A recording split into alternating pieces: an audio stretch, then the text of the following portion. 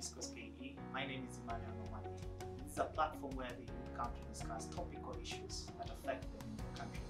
And today, I'm here at Ukombozi Library. The topic for today is Kenya joining the United Nations Security Council as a non-permanent member state. And my guest today is Amon Kemei, a very sharp critic and also a postgraduate student of armed conflict and peace studies from the University of Nairobi. The 16th of June, Kenya joined the United Nations Security Council as the non-permanent member state. Now, there has been mixed reaction due to this. My guest today will try and give highlight to this. Welcome on board, Amon. Thank you. Yes, now following your post, you've been a critic of why Kenya joined the United Nations Security Council.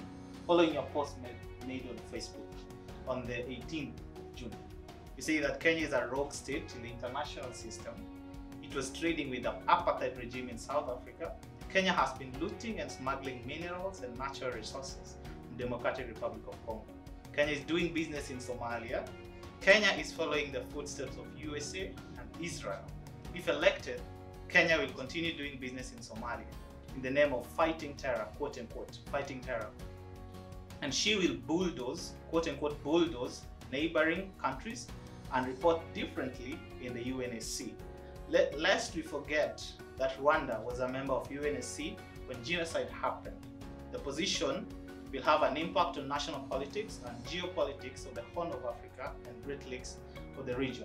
So why do you think Kenya deserves a seat at the UNSC? As much as I can say Kenya deserves the seat, because the post that I made was the negative side of Kenya has been in the international system, what Kenya has been doing in the international system. Yes. And Kenya has been doing has a very good CV in the international system. It has a good resume. Yes. It has been engaged in some of the very good activities, such as sending peacekeeping missions. Yes. It did the first one in the 1960s in the Democratic Republic of Congo. It put sent troops into Liberia, yes, Sierra Leone, East Timor, and other many other countries. And also it has intervened in humanitarian activities, such as sending some of the medics to Liberia and West Africa during the Ebola crisis. It has responded to cyclones and other humanitarian disasters that are happening in Latin America. And I think that the role that Kenya has played make it a good candidate to be in the Security Council. But at the same time, Kenya has been doing some of the negative things that... Yes, now following that post that you made, because that is a very critical point. So why did you make this post? If you know all this, that Kenya has this backing, that's good. Avoid other countries. You know, I made a post that says saying that Kenya will follow the footsteps of Israel and the United States of America. Yes. And I believe what Kenya will be doing is to try to pursue the national interest at the expense of the international security. Okay. International security and peace and international security and peace. Because basically the role of the members, the role of the United Nations Security Council, yes, is to ensure that there is peace, international peace in the world. There is international security in the world. Yes. But Kenya has been engaged in some of the activities which goes against the goals and the objectives of the UNSC. So does it mean that Kenya getting this seat at the UNSC, because they did deserve this seat? I can say it deserved because of going by the past activities. Okay. Yeah. Following the competitor, that was the Djibouti, because Kenya won 129 against Djibouti 62, and this was on the second round. Do you think Djibouti would have done a better job than Kenya? Djibouti is a small country with a population of almost. Does the population really matter when it comes to the Security Council? Population matters. Okay. The economy matters. The population, the economy, the military power, its strategic position. What role has Kenya has done? Because when you try to compare the roles Djibouti has played in the international system on matters peace and international security, and you compare with Kenya, those are totally different countries. Because Kenya has been engaged in it has hosted refugees from various countries. It has done a lot of things. We usually hear that Kenya is a pair of servants, and there's a quote that says that when Kenya catches cold, when Kenya sneezes, the rest of the region catches cold. So I believe Kenya was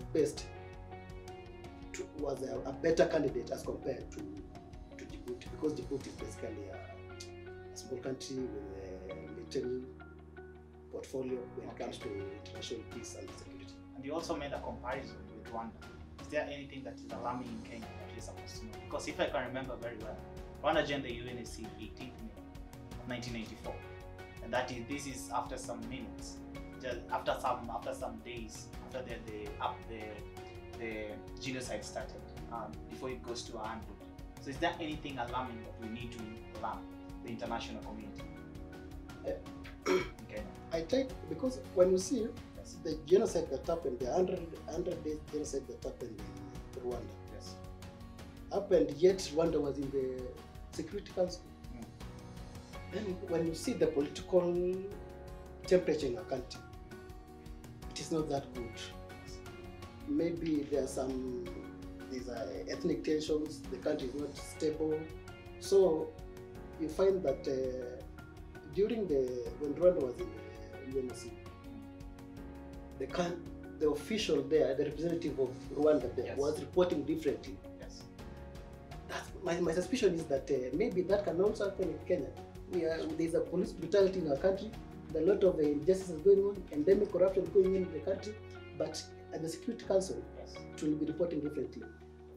Kenya will be maybe doing some business, shady business in Somalia, and reporting differently in the Security Council, threatening the peace in the region and threatening the peace across the continent. Okay, but you also argue out from a point of humanitarian point of view, but also you can see we have five permanent members of the UNSC, but also we can't say that they are all as white and they are not blemished. So how can we justify this? Because Kenya is just a non-permanent member, and these other 5 permanent member states that we all know. You're not mentioning blames here, but we are trying to figure out. How do you say Kenya is not justified to this extent? Yet there are 5 others that have had issues in terms of police. You mentioned police brutality. There's also issue with police brutality in other countries. There's also issue of humanitarian in other countries. Why do you think Kenya isn't?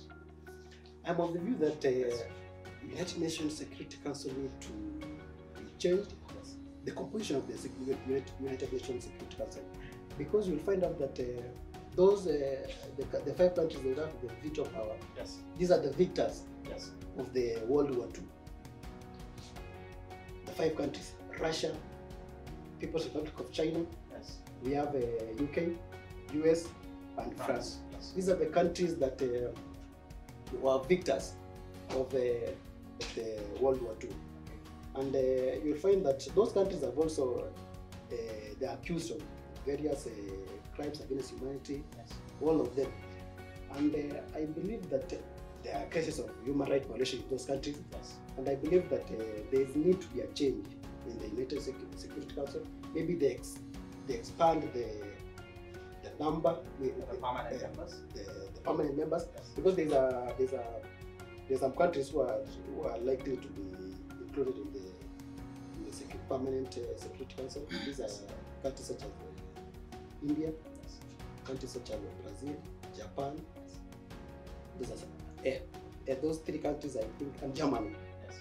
Those are the countries which I believe they need to be the permanent members, because they represent the global south. Yes.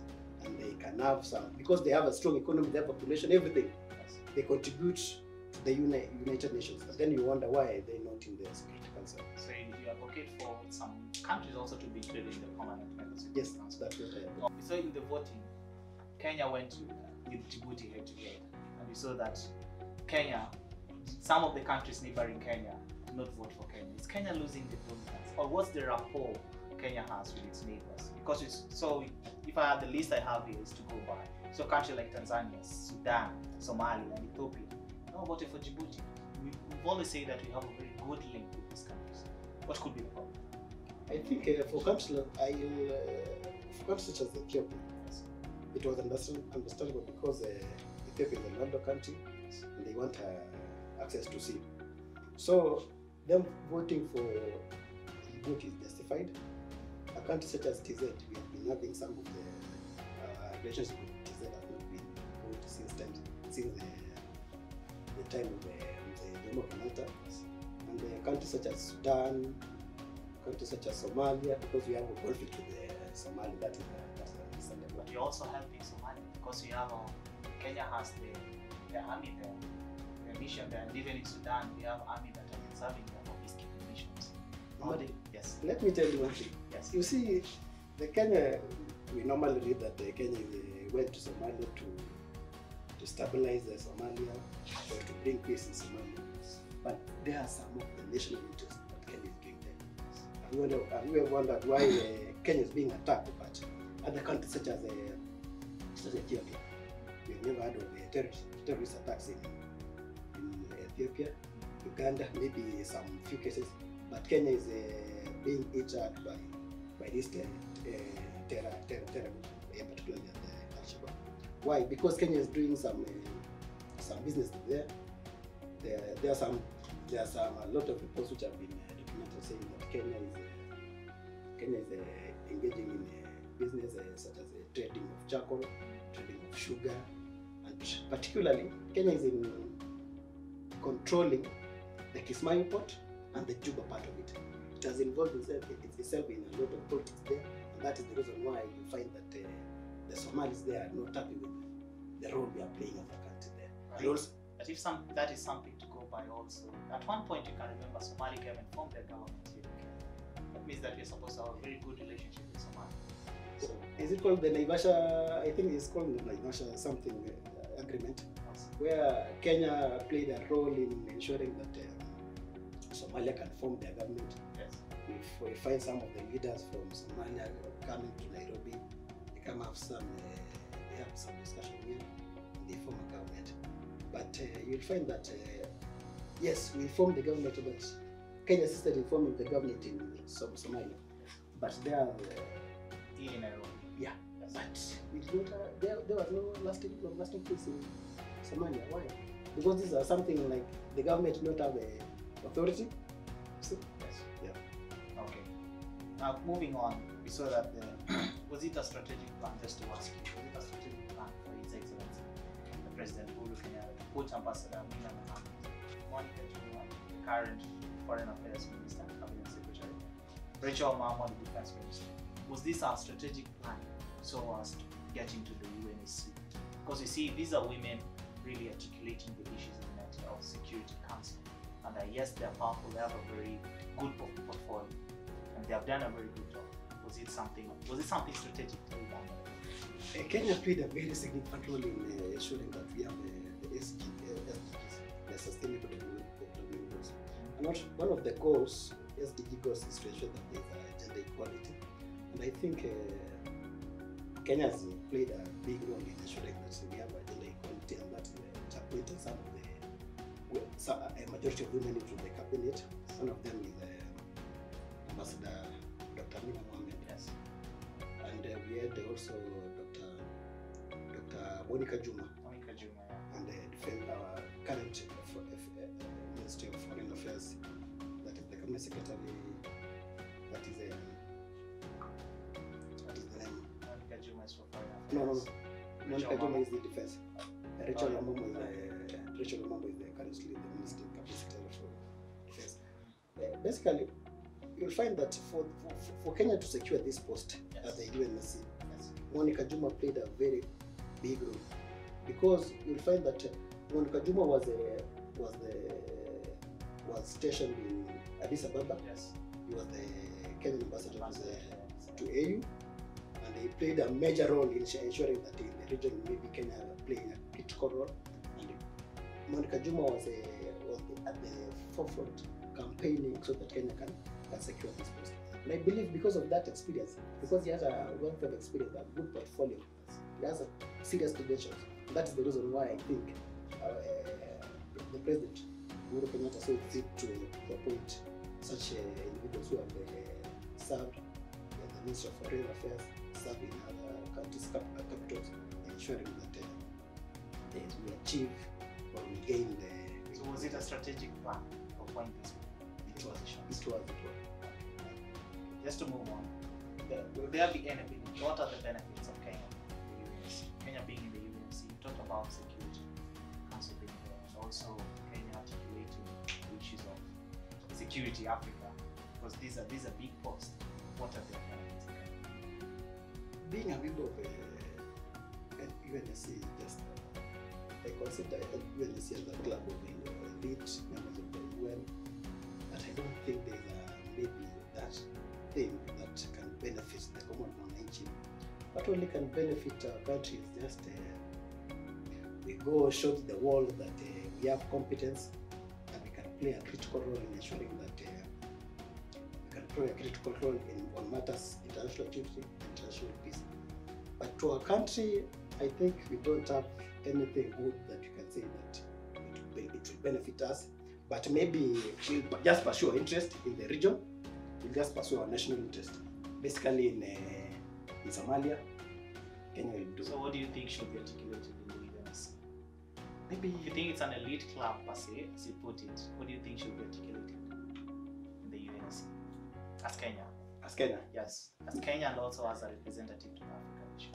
I think maybe some of the issues that I feel that Kenya need to go and articulate in the UNSC is to ensure that to address the issues of climate change, yes, issues of poverty in the region, the refugee crisis, because Kenya has been a home of most refugees in the region. Yes. Refugees from Somalia, the Dadaab, we have refugees from Sudan, Eastern Uganda, in Kakuma, the station in Kakuma, Ethiopia.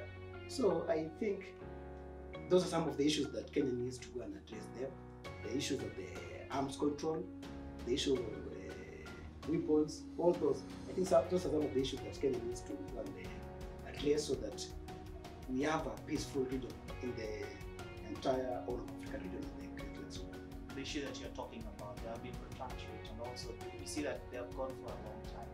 And now, how sure are we that having this position will be able to articulate these issues in this time? Because the region, we are coming in, I think, 2021, 2022 or something. Yeah. Yes. So how sure are we that Kenya will be able to articulate this issue? Because these are issues that have been there. How sure are we? And how should it be? How should we go about them? Kenya has been playing a critical role in ensuring that we have a peace in the region, particularly in the Horn of Africa. And you'll find that Kenya has been doing, is a member in the IGAD, yes, which has been doing a commendable job in ensuring that we have peace in the region. Yes. And I believe that if Kenya can proceed with that spirit of ensuring that the mandate or the role that it has been playing in the IGAD, then it can maybe compose some of those objectives and all those things that it has been pursuing in the Horn of Africa. It can take it to the United Nations Security Council, and I think basically we can achieve some peace in the region and in the continent. Okay. Maybe just the last question: how does the Kenya's austerity look like after holding this position, the UNSC, regionally and internationally? What will become of Kenya? Being a member of the United Nations Security Council, yes, plays a good role, puts Kenya at a certain rank in the international system. Yes. And I believe that Kenya will now influence some of the things in the Security Council, such as ensuring that sending troops, sending peacekeeping operations, such as sanctioning, authorizing sanctions to countries which are considered a threat to peace, such as countries such as Somalia, which Kenya considers a threat to peace in the region. And also trying to tell or convince other members of the Security Council that it needs to send military operations in countries such as Somalia. And I believe that is the major reason why Kenya is doing that. But Kenya has been doing that, if you can remember. We've sent troops, we have peacekeeping troops in Sierra Leone, and even other peacekeeping missions. Kenya has been doing that. And also, just to take us back, we had an issue with our army in Sudan, and they had to be called back. So is this something that will mend the relationship between us and also other peacekeeping missions? Though we've had a recommended job, and also we've had our shares of ups and downs when it comes to troops. Yes. Okay. Basically, I think What I believe is that, but I accept that Kenya has been doing a very commendable job in the international system, trying to bring peace. It has sent a lot of troops to other countries, trying to stabilize the countries which are faced with the conflicts. And I believe that being a member of the Security Council, Kenya will try to. The major reason why Kenya was fighting for this post is to majorly. I think they want to convert the African mission in Somalia, the Amazon, into a United Nations, being funded by the United Nations. I think that will be one of the points that Kenya want to go and justify in the United Nations. To convert the mission, the Amazon mission, under the United Nations. Under the United Nations. Yeah. Now it's being funded by the US. It is funded by the US and the European Union. Okay, why will they do that? It's about that, just the funding. I think they want the funding. I think funding and being Kenya playing a lead role there, then it will give a status to. Should that be a main issue? Because if it's just funding, because the main issue I think should be that they should be there to fight the terrorists. Yes, should it be? Does funding really affect fighting terrorism? How does it affect? Funding plays a good role. For instance, if you don't have funding, then why are you? Because but they're still being funded by the US and also other organizations. But if you read the recent reports, you find that other countries have used their funding to the Amazon, because they are basically 5 countries: Ethiopia, Kenya, Uganda, Burundi, and another country of Kenya. So I think being the mission and being under United Nations, then I think that it will increase the funding. Other troops from the other countries will be requested to send troops to Somalia so that it can stabilize the region. Okay. Your last words to Kenya, the United Nations States.